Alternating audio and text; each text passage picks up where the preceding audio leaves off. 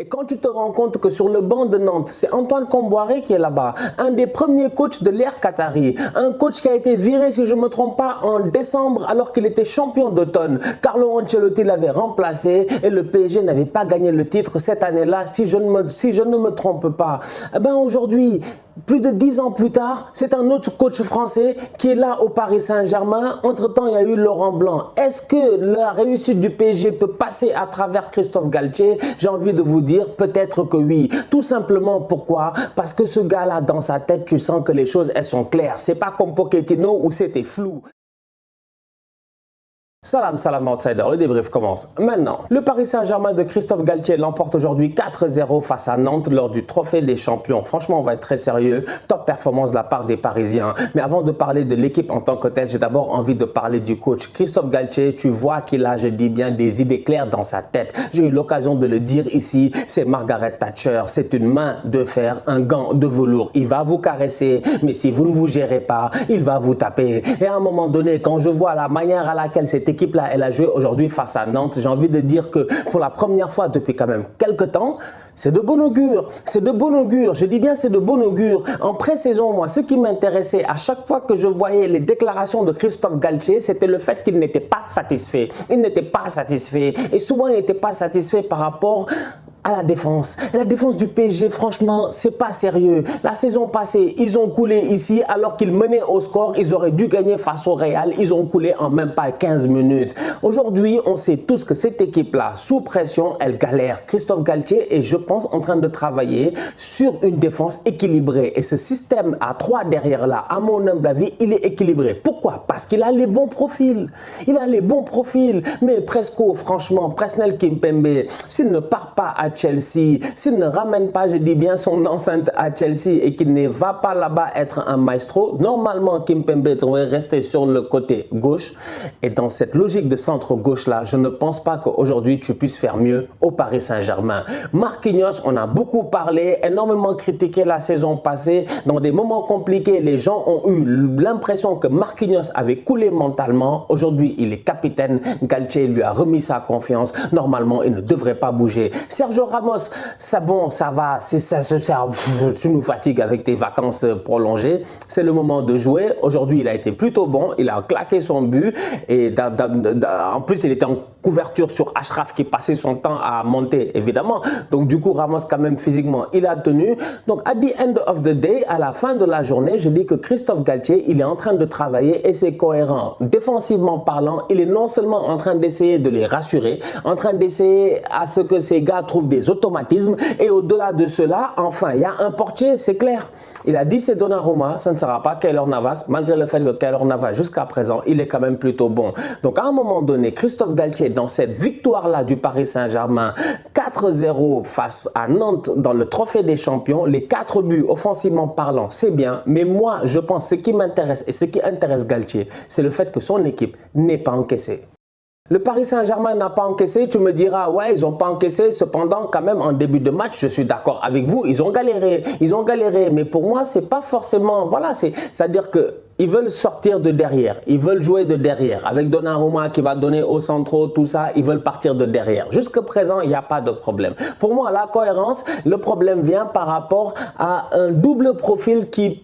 Je ne sais pas pour vous, peut-être vous me direz, hein, franchement, je n'ai pas le monopole de la vérité. Des fois, je dis juste ce que je pense. Peut-être que je me trompe. Mais pour moi, Vitinha, aujourd'hui, quand je vois son match, je me dis, Vitinha n'est pas impertinent. Il est très bon ballon au pied, il a une belle vision de jeu, tu sens qu'il est intelligent. Cependant, il a été timide, anormalement timide. Vitinha, en première mi-temps, lance Neymar, il ne l'a pas fait. Lance Sarabia, il ne l'a pas fait. Lance Messi, il ne l'a pas fait. Plusieurs fois, il doit lancer ses attaquants. Les gars font des bonnes courses à la limite du hors-jeu. Vitinha ne lâche pas le ballon. Il revient, il recentre pour redonner un petit ballon, je sais pas moi, latéral à son, je sais pas, soit c'était Verratti, soit c'était Achraf Hakimi ou quoi que ce soit. Bref, tu as besoin, je dis, d'un Vitinha qui soit un peu plus direct. Donc du coup, moi je réfléchis et je me dis, moi Vitinha personnellement, je le connais pas énormément. Est-ce que dans son football, il a ça? S'il ne l'a pas maintenant, s'il n'a pas cette capacité-là à pouvoir, je dis bien, être un peu plus direct, eh ben, tu n'as pas besoin forcément de Vitinha. Vitinha peut être ta doublure de Verratti. Et derrière, tu as besoin peut-être d'un vrai numéro 6 qui soit là pour ratisser. Parce qu'aujourd'hui, tu as Nantes. Mais maintenant, mets-toi en contexte à Paris. Pas à Paris, tu as le Real. C'est-à-dire, remets-toi dans le cauchemar de Casemiro, Modric et puis Toni Kroos. C'est galère, franchement, parce que ton Vitinha Verratti, là, moi, personnellement, je le trouve assez léger. Mets-moi un Danilo, mets-moi un Gana Gueye, je ne sais pas, mais tu as besoin d'un vrai numéro 6, de quelqu'un qui va faire le sale boulot. Marco Verratti, vous le voyez vous-même sur le but de... C'est le but de Ramos. La passe qu'il donne à Sarabia, mais elle est magnifique. Marco Verratti peut faire ce rôle de Vitinha là. Je pense que Vitinha peut rentrer dans cette rotation là et permettre peut-être d'avoir un peu plus d'assurance. Verratti, jusqu'à présent, c'est rare qu'il te donne une saison pleine. Tu sais qu'à un moment donné, il va se blesser ou peut-être que la motivation va retomber et tout. Pour moi, Vitinha sera très très important. Maintenant, dans la cohérence tactique dans laquelle le Paris Saint-Germain joue, j'ai l'impression que finalement, Christophe Galtier a compris Neymar. Il a compris Neymar. Non seulement il a compris le fait qu'il doit jouer à 3, libérer les Achraf et les Nuno Mendes, tant mieux. Au milieu de terrain, il y a quelques ajustements à faire. Je suis sûr qu'il va se gérer. Mais Neymar, aujourd'hui, franchement, je pense que Galtier, il l'a compris. Neymar, c'est une équation, c'est un problème. Neymar, aujourd'hui, plein de gens ne croient pas forcément en lui. C'est normal. Il y a de quoi être pessimiste sur Neymar. Depuis qu'il est arrivé au Paris Saint-Germain, les attentes sont là, en dehors même de la caméra, et Neymar ne nous a donné que ça. Donc Neymar est vraiment en deçà des attentes que les gens avaient. Neymar nous a dit, je quitte le Paris Saint-Germain, je quitte le Barça pour ne pas être dans l'ombre de Messi. Il revient retrouver Messi. Messi est là, je dis bien, à claquer des buts avec lui. Donc à un moment donné, j'ai envie de dire, je pense que Neymar, peut-être que cette saison, il va se gérer. D'autant plus que Christophe Galtier le met dans les bonnes conditions. Il le met dans les bonnes conditions. Neymar a une Coupe du Monde à jouer. J'espère qu'il va faire un bon début de saison. Galtier a compris que Neymar n'a plus l'explosivité pour être sur le côté. Quand tu vois dans ce système-là, à 3, 4 au milieu, eh ben Neymar, il est dans un 1-2 ou dans un 2-1. Ça dépend de comment est-ce que Messi joue sur le terrain. Mais ça fait du sens. Ça fait énormément de sens d'avoir un Neymar qui soit plus, je dis bien, dans cette position de numéro 10 là. Cependant, dès que tu as Neymar dans cette position-là, moi j'ai un problème avec Vitinha. Je reviens sur Vitinha, pas parce que j'ai un problème avec Vitinha en tant que joueur, hein. Franchement, moi je trouve que c'est un très bon joueur, j'ai pas de problème avec Vitinha, mais c'est juste que dans la cohérence, je me dis, il me faut un gars qui... Parce que Neymar, il redescend très bas, il touche le ballon, il n'y a pas de problème. Mais si vous le connaissez, il peut prendre la profondeur, mais il va aussi avoir tendance à redescendre. Aujourd'hui, c'est Sarabia qui est en attaque, Mbappé n'était pas là. Donc à un moment donné, j'ai envie de dire, il va falloir que... Je sais pas, il va falloir peut-être un gars en moins au milieu, un joueur un peu plus défensif. Je ne sais pas, il va falloir s'arranger un tout petit peu parce que quand je vois l'animation offensive du Paris Saint-Germain, de temps en temps, notamment en première mi-temps, et c'est là où ils perdent des ballons, et c'est là où... Donnarumma fait l'arrêt, c'est là où ils peuvent encaisser un but et tout. Tu sens que c'est un peu brouillon, tu sens que ça se marche dessus. Et si Mbappé est là, ça risque d'être un peu plus compliqué. Parce que Mbappé, il va demander des ballons. Parce que Mbappé, s'il ne touche pas de ballon, il va redescendre pour toucher des ballons. Donc, je ne sais pas. Je m'attends quand même à un petit travail au niveau de cette animation offensive-là. Mais le plus important pour le moment, c'est le fait que Neymar, il a l'air épanoui. Il sort une top performance aujourd'hui. Il est très intéressant. Il lâche le ballon rapidement. Il est très intelligent. Il est généreux. Messi, il est en forme. C'est le Messi, je dis bien du Barça, le Messi qu'on connaît, le Messi de la finalissima. Je vous ai dit, on est foutu, on est foutu. Ils ont récupéré le vrai Messi, le Messi qu'on a vu face à l'Italie, le Messi qui va mieux, le Messi qui a fait son entrevue en Argentine, avec la presse argentine, qui a dit que c'est terminé, que ça va mieux, que la première année a été dure, les enfants, l'adaptation, Paris, la ville, l'école. C'est un père de famille, quoi. Il était un peu traumatisé. Là, le père de famille, il va bien. Franchement, il va bien et ça se voit sur le terrain. Léo Messi, vintage, à l'ancienne, excellent aujourd'hui aussi. Donc franchement, quand je vois cette équipe du Paris Saint-Germain là, je me dis Messi, Neymar, Mbappé, ce triangle là, s'ils arrivent à bien s'entendre et à ce que chacun puisse vraiment faire son boulot, toucher le ballon quand il le faut et bien se positionner avec les autres derrière et les latéraux très offensifs anormalement dangereux, ça peut donner quelque chose. D'autant plus que Achraf Hakimi, respect à lui parce qu'il s'est fait siffler alors que chacun a le droit d'avoir ses convictions, respect à Achraf Hakimi sur le côté aujourd'hui en première mi-temps. Il doit marquer. Oh, je m'attendais à ce qu'il marque pour qu'il célèbre. Achraf, il le dit, il doit marquer Achraf. Il doit marquer, ça passe à rien, franchement, c'est dommage.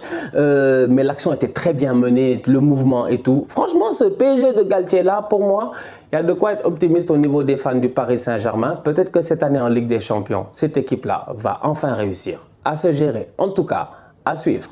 Franchement, je pense que l'effectif a l'air cohérent. Il n'y a pas grande chose à faire peut-être sur le mercato. En ce moment, au niveau du Paris Saint-Germain, ils doivent juste espérer une chose, c'est que tous leurs joueurs soient en santé. Parce que si tous les gars sont en bonne santé et que cette équipe-là réussit à prendre vraiment des automatismes ensemble avec un coach comme Galtier qui est un rassembleur, ça se voit que c'est un rassembleur, ça se voit que c'est quelqu'un ça se voit que c'est un leader en fait. Tu vois, il y a des gens, c'est pas la peine de beaucoup réfléchir. Tu les vois, tu vois leur charisme et tu te dis, ok, ça c'est des gars avec lesquels j'ai envie d'aller mourir au combat, quoi. J'ai confiance en lui. Et Galtier, tu sens que c'est ce genre de vibe là qu'il donne à